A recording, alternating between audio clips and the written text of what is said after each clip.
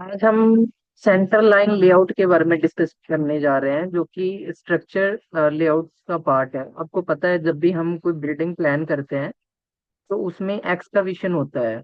जब हम खुदाई वगैरह करवाते हैं तो उससे पहले उसके सेंटर लाइन लेआउट्स लगाए जाते हैं। मतलब वो निशान मार्क्स लगाए जाते हैं, वो भी ड्राइंग में शो करना होता है। ठीक है, तो हमने कॉलम्स बना लिए थे। और जो सेंटर लाइन लेआउट होता है वो हमेशा कॉलम के मिडल में होता है, मतलब बीच में मार्क लगाया जाता है, और उसके बाद कॉलम के साइज और एक्सकवेशन का साइज सारा डिसाइड किया जाता है। ठीक है,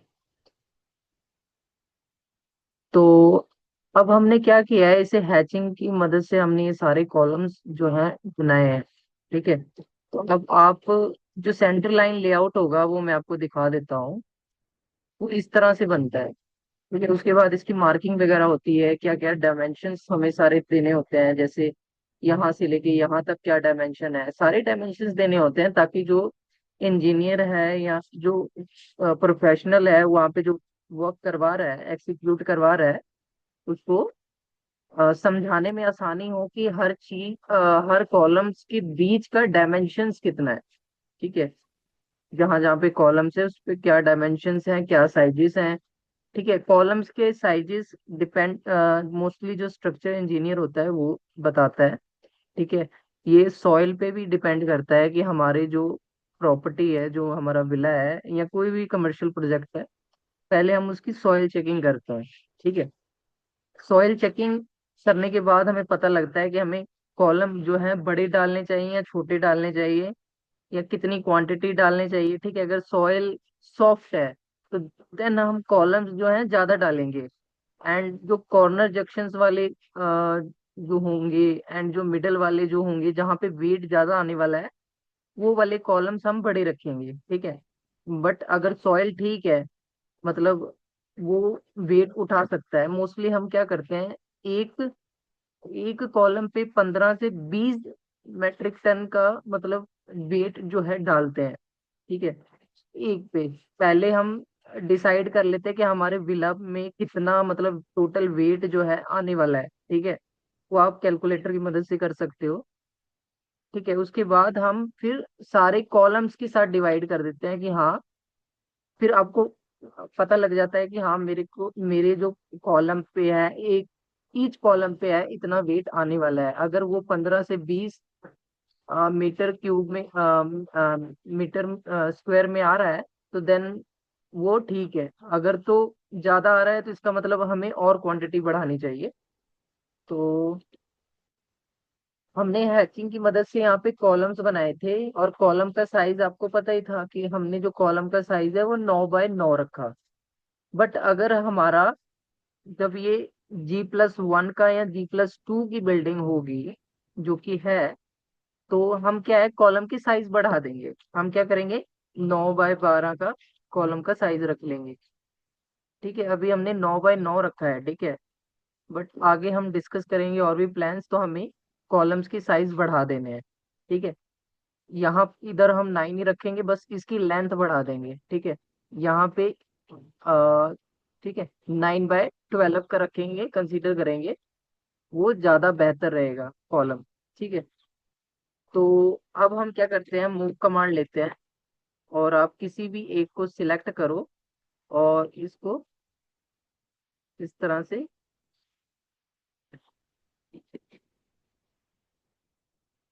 रुक जाओ, कहाँ गया, ये है ना।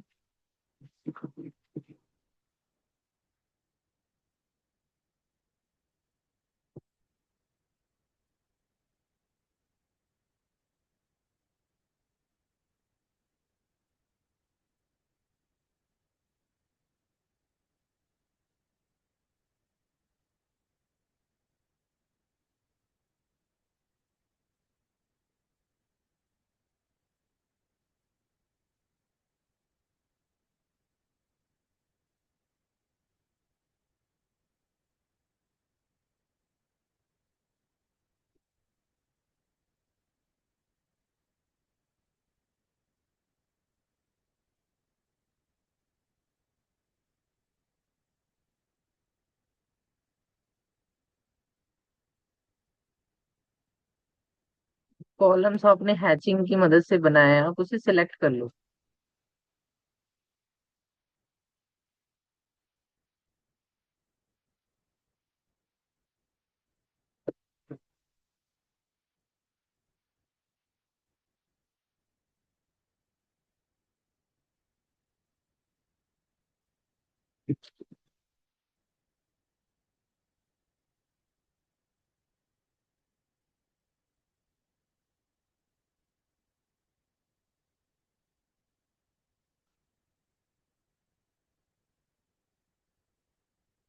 वैसे तो हैचिंग जो है सभी में होनी चाहिए, बट पता नहीं ये एक साथ क्यों नहीं इसको उठा रहा है। ठीक है, जब हैचिंग होगी तो सभी को साथ में उठाएगा, जैसे कि आपने देखा होगा, मूव कमांड लेंगे और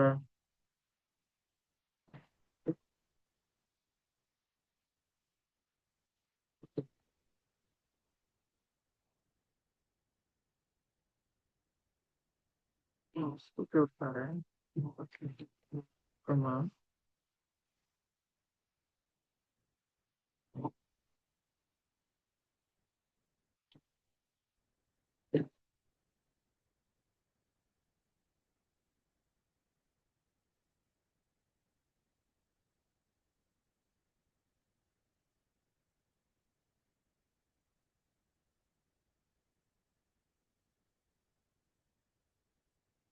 देखो सारा मूव हो रहा है ना, क्योंकि हमने एक साथ हैचिंग की है इसको।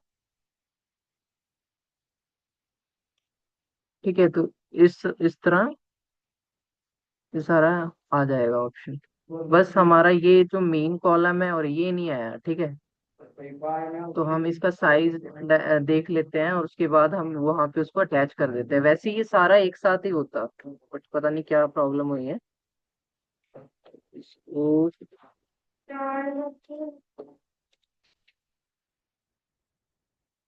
लाइन कमांड लिया और उसका साइज चेक कर लेते हैं।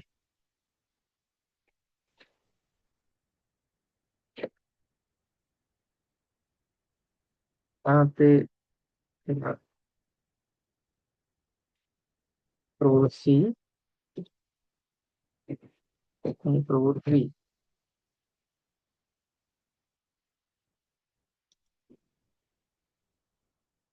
ठीक है, हम दूसरे प्लान में ले आए इसे।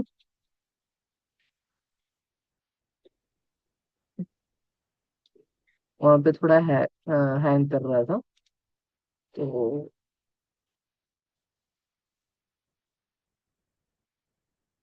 इसका डायमेंशन चेक कर लेते हैं। और ये जो हमारे 3 कॉलम्स रह गए हैं, तो ये 6.7 फीट के डिस्टेंस पे एक जो है यहाँ पे लगा हुआ है। ठीक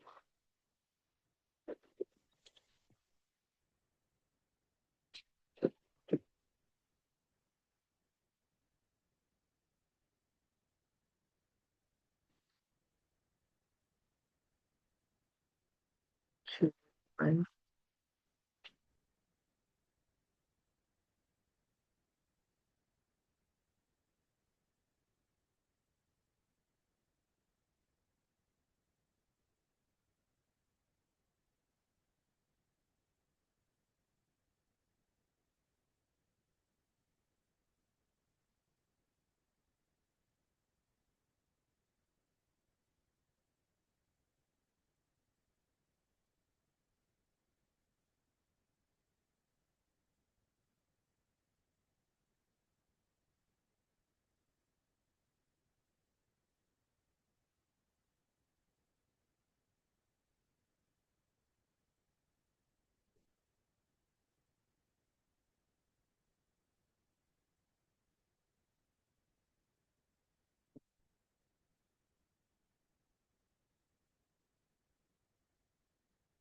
Sempre come per la pittura.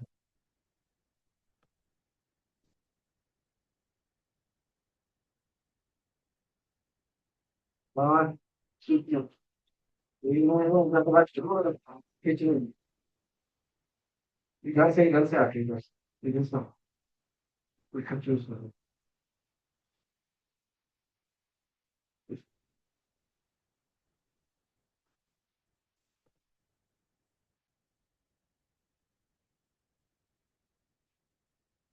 यहाँ पे हम 2 फीट का बना रहे हैं, क्योंकि यहाँ पे हमारा जो है पिलर है, ठीक है। तो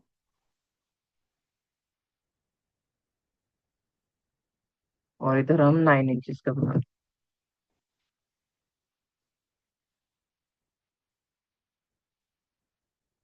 हेलो।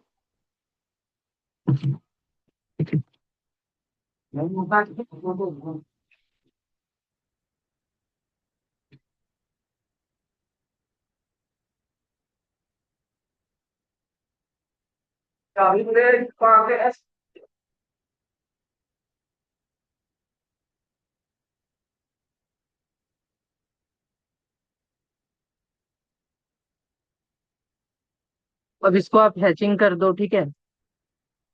हैच करना आपको आता ही है। HATCH, hatch. और जो कलर आपने दिया है वही कलर आप इसको भी दो।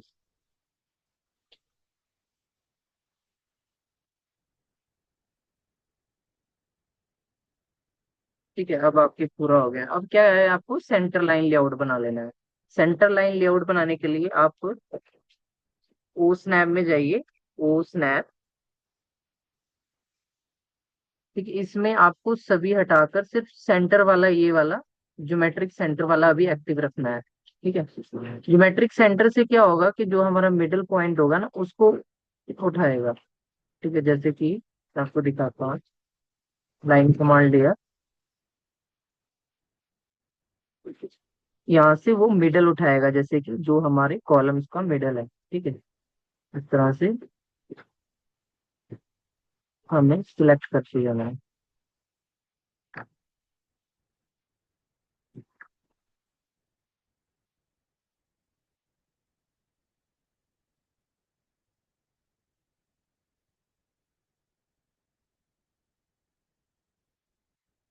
पहले जो आप सीधी सीधी लाइंस हैं, हम वो लगा लेते हैं।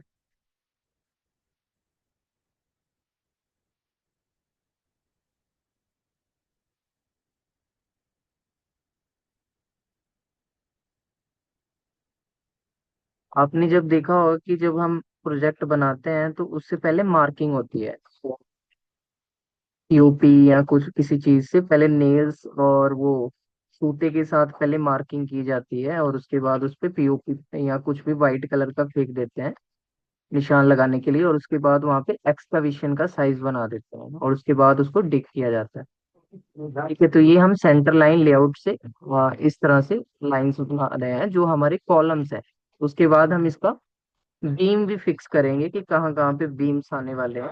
ठीक है, जो जो हमारे घर होगा, जहाँ जहाँ पे हमारी स्लैब्स डलनी होगी बीच में, वहाँ सभी कॉर्नर जंक्शंस में बीम डलेंगे। ये तो मैंडेटरी है।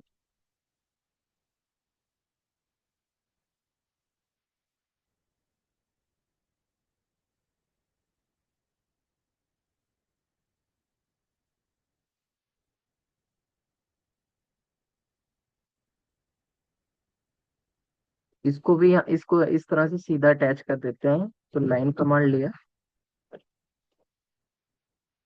इसका मिड पॉइंट था, और इसको यहाँ से अटैच कर। अटैच नहीं हुआ। F3 में गए, एंड पॉइंट को भी हम पोस्ट ना, हमने एंड पॉइंट को इरेज कर दिया होगा, इसलिए वो एंड पॉइंट उठा नहीं रहा। ठीक है।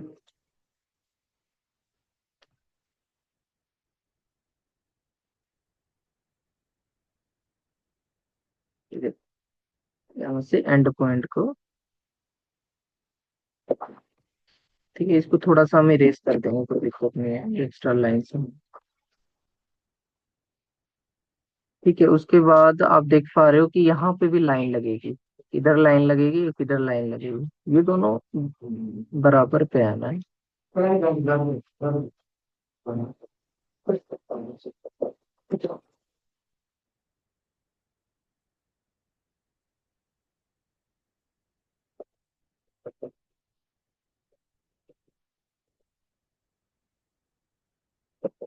ठीक है, आप सोच रहे होंगे कि ये कुछ कॉलम्स जो है लाइन से अलग हो गए हैं, बट ये तो हमारे वॉल्स के हिसाब से है ना, तो उसका आप मत सोचिए। ठीक है, जैसे हमारी ये तो हम सेंटर लाइन निकालने के लिए यूज कर रहे हैं ना। ठीक है, तो अगर ये साइड भी हो रहे हैं तो कोई दिक्कत नहीं है, इसका आप अलग बना देना। ठीक है, लाइन कमांड लिया, इसका मिडल उठाया। ठीक है, और इस तरह से इसको यहाँ भी बना दी। फिर से लाइन कमांड लिया,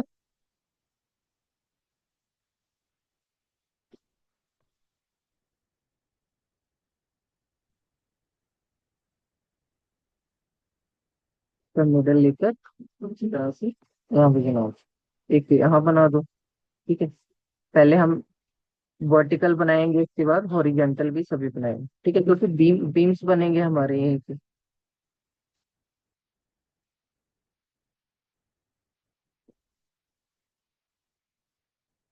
ठीक है, एक लाइन हम यहाँ से सीधा नीचे की तरफ ले जाएंगे। ठीक है,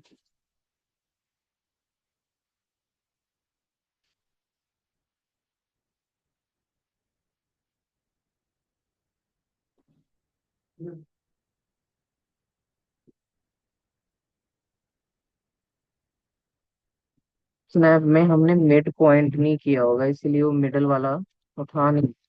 तो हम इसमें मिड पॉइंट भी करेंगे। लाइन कमांड लिया,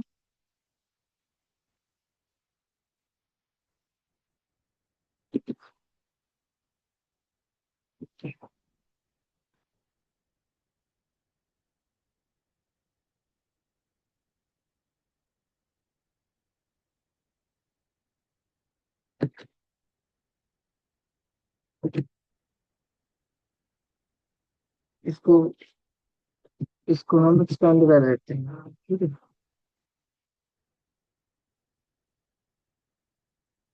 ठीक है, तो ये हमारा सेंटर लाइन लेआउट हो गया। उसके बाद आपको, जैसे मान लीजिए आपके कॉलम का साइज है 9 बाय 9, बट हमने तो इसको सेंटर में रखा है।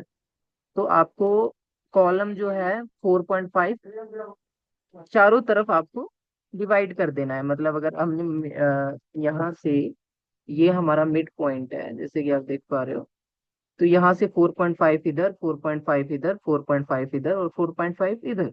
अगर वो 12 है इस साइड और इस साइड 9 है, तो इस साइड हम 4.5 लेंगे और इस साइड हम 6 लेंगे इस साइड।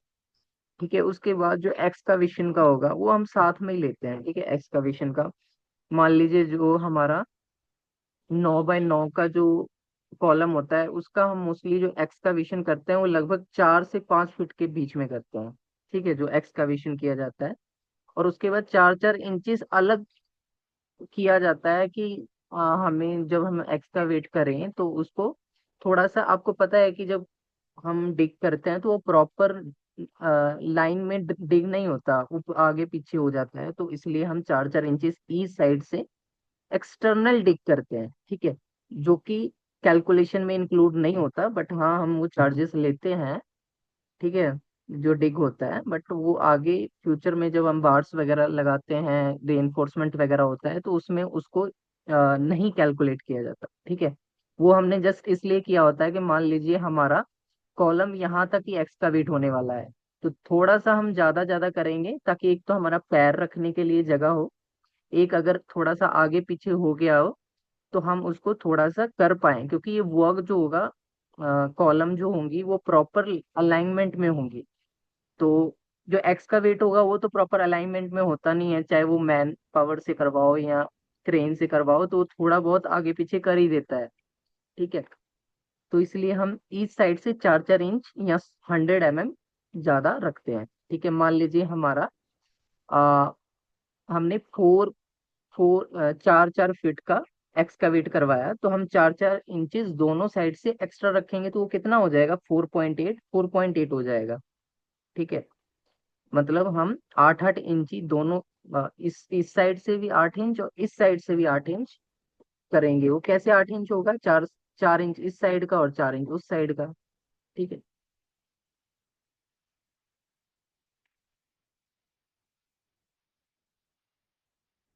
उसके बाद आपको डायमेंशंस दे देनी है। ठीक है, डायमेंशंस कैसे दोगे आप?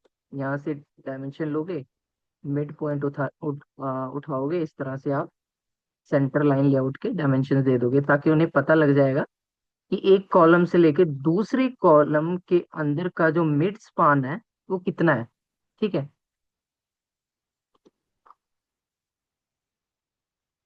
जैसे ही आपको यह स्क्वायर बनता हुआ शो हो, आप सारा उसको मेंशन करते हो।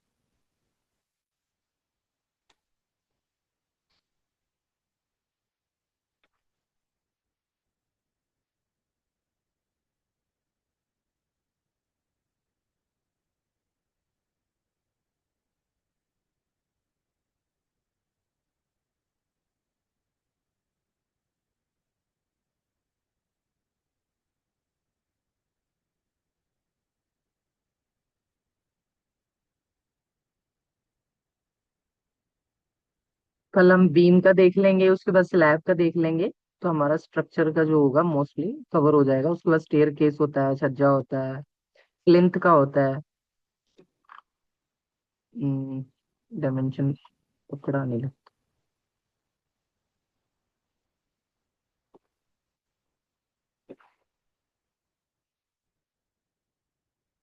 जहाँ जहाँ पे कॉलम्स हैं वो हम उस पर मिड स्पान दे देंगे। ठीक है,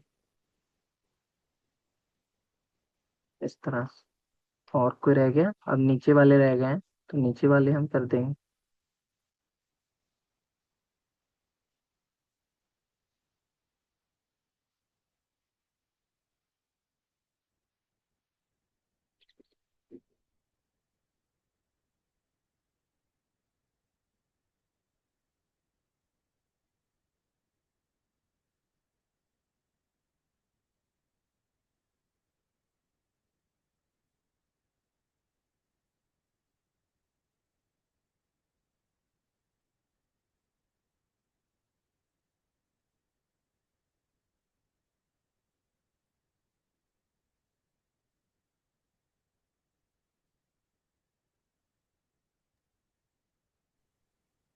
हेलो। हाँ जी सर, बोलिए। हाँ जी सर। स्क्रीन बहुत आपका लेक हो रहा है सर। आज पता नहीं। लैग हो रहा है? वाईफाई हाँ का कुछ बहुत लेक हो प्रॉब्लम होगा। मैं अभी वैसे बोल नहीं रहा था हाँ। कुछ। हाँ ना ना, मुझे पता, लेकिन स्क्रीन कुछ भी नहीं हो रहा था। बस आज अभी थोड़ा हो रहा है। Okay okay. जी जी। कोई नहीं, मैं उसे चेक कर लूंगा रिकॉर्डिंग जब होगी ना। चेक कर हाँ जी लेते हाँ हैं। जी। हाँ। तो ये सेंटर लाइन लेआउट का वैसे आपको समझ आया थोड़ा बहुत? हाँ हाँ, ये समझ में आ गया। वो जो कलम वगैरह साइड में भी जो आपने जो लेआउट बनाया वो भी समझ में आ गया। कॉलम तो चलो हमने पिछली ड्राइंग में डिस्कस किया था। और उसके बाद आपको पता होता है सेंटर लाइन लेआउट से क्या समझते हो, कि जो सेंटर में जो कॉलम का जो सेंटर होगा ना, उसकी जी मार्किंग जी। होती है। जब हम साइड पे जब पार्किंग जो, हाँ हाँ, तो ऐसे ही हम जब जाते हैं ना, जो हाँ उनका जो लैंड पे, हाँ हाँ हाँ तभी उनको हम पीओपी पे हो या कोई जो चूना आता है ना जो घर दीवार पे लगाते हैं, व्हाइट पाउडर। हाँ हाँ हाँ हाँ हाँ, वैसे ही हाँ वैसे ही। उससे, हाँ हाँ उससे मार्किंग करवा उसी। देते हैं ये हाँ, वाला। पहले तो हम धागे से करते हैं, धागा और नील से किया जाता है उसको। हाँ ठीक है, सेंटर हाँ। निकाल कर धागा, उसके बाद, हाँ उसके बाद उसको रेफरेंस धागा के लेकर ऊपर ही धागा जब लगा देते हैं, धागे के ऊपर ही वो पाउडर हम लगा हाँ देते हाँ हैं। हाँ हाँ, बस आपको पता ही है वो हाँ चीजों का। तो वही हम मिड पॉइंट निकाल रहे थे। उसके बाद आपको हाँ पता जी। है कि कॉलम का साइज जो रहेगा, ठीक है, और इंक्लूडेड हाँ जी। एक्सकविशन करेंगे हम। एक्सकविशन जो मैंने आपको बता दिया कि जैसे 9 बाय 9 का कॉलम है, तो उसमें मान लीजिए मिनिमम 4 फीट बाय 4 फीट का एक्सकविशन होगा। और उसके बाद हाँ हम हाँ 4 इंच इस साइड से एक्स्ट्रा रखेंगे। वो क्यों रखेंगे? ताकि पैर पूर रखने में दिक्कत ना हो, और जब हम शटरिंग वगैरह करें उसमें दिक्कत ना हो। और जो एक्सकवेशन होता है वो पता है आपको कि प्रॉपर नहीं होता लेआउट्स में। जब क्रेन वगैरह काम करती है या खुद भी हम काम मैन पावर काम करती है, तो थोड़ा बहुत इधर उधर कर देती है। तो उसको थोड़ा अलाइनमेंट में करने के लिए हम फिर एक्सकवेशन 4 4 इंचेस ज्यादा कराते हैं। वो हम एस्टिमेशन में लेते हैं। बट आगे वो रेनफोर्समेंट और बार बेंडिंग जब हम करते हैं तो उसमें वो कैलकुलेशन नहीं आती, क्योंकि हम यूज ही नहीं कर रहे उसको। ठीक है। उसको तो फिर बाद में हम सॉइल सॉइल फिलिंग कर देंगे ना, कॉलम को फिक्स करने के बाद, फुटिंग फुटिंग लगाने के बाद। तो ये होता है सारे सेंटर लाइन लेआउट्स के बाद। उसके बाद हम कल जो हैंगे सारे बीम्स फिक्स कर देंगे। ठीक है, जो भी जहां जहां पे बीम, जहां जहां पे हमारी स्लैब डलनी होगी, वहां चारों जंक्शंस पे बीम आ जाएंगे। फिर वो हमारा बीम का ड्राइंग हो जाएगा, उसके बाद हमारा स्लैब का ड्राइंग हो जाएगा। ठीक है, बाकी इसको जो है आप लेयर्स में बना सकते हो, लेयर्स आपको बनाना आता ही है। ठीक है, इसको आप अलग अलग लेयर्स दे दो। डायमेंशंस तो चलो सिंपल ही है, सभी डायमेंशंस आप दे दो कि उनको पता लग जाए कि जो हम कॉलम्स डाल रहे हैं उसके मिड मिड स्पान जो हमारा है उसमें कितना डिफरेंस आ रहा है। ठीक है, ताकि वो उस हिसाब से भी वो उनको आसानी हो और वो धागा बांधकर आसानी से काम कर ले। ठीक है। चलिए, ठीक है फिर। मैं बाकी जी इसको जी। चेक कर लेता हूँ, कुछ प्रॉब्लम हो तो मैं। ये मुझे ये फाइल, ड्राइंग फाइल थोड़ा भेज सकते हैं सर? हाँ, कोई दिक्कत नहीं, मैं भेज दूंगा। जी।